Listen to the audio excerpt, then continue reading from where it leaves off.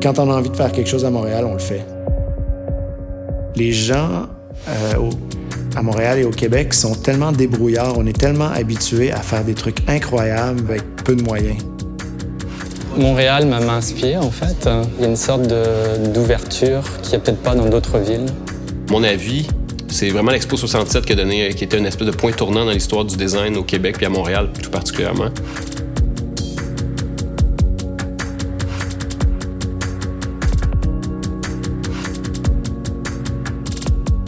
Le design narratif, c'est de mélanger toutes les disciplines du design, que ce soit l'objet, la mode, l'exposition, les installations interactives, au service de l'histoire pour faire vivre des émotions aux gens. Notre dada, c'est la participation. Ce qui est fantastique, c'est qu'on est directement avec les gens. Donc, c'est de voir comment on peut aller susciter des comportements, des conversations, qui les sortent un peu du quotidien. Notre rôle devient plus celui de facilitateur où on met en contact les gens, puis souvent, les projets vont prendre une vie un peu d'elles-mêmes. Je m'intéresse aux objets qu'on lègue, en fait, les objets qui ont une valeur émotive. J'adore abstraire les objets. Puis il y a tout le temps un volet historique dans la création d'un objet. En allant chercher les archétypes, en fait, des pièces plutôt historiques, c'est là qu'on est à même d'aller chercher finalement la simplicité dans ces objets-là.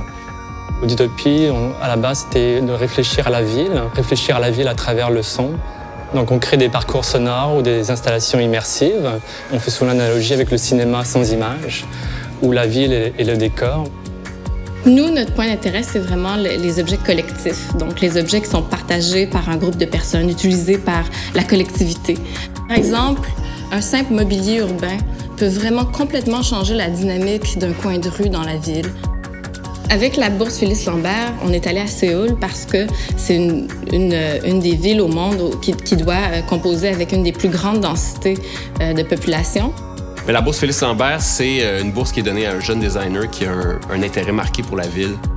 Moi, je suis allé documenter le design graphique vernaculaire de Berlin, Buenos Aires et Montréal. Ça donne les moyens de voyager dans le monde puis de tisser des liens à travers les villes de l'UNESCO. L'idée de connecter deux villes, de devenir un ambassadeur de la ville de Montréal.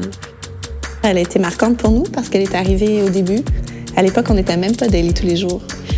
C'est arrivé à un moment critique et puis c'était ce dont on avait besoin pour avancer. C'est tout un honneur et on a envie de créer des projets à la hauteur de cette récompense.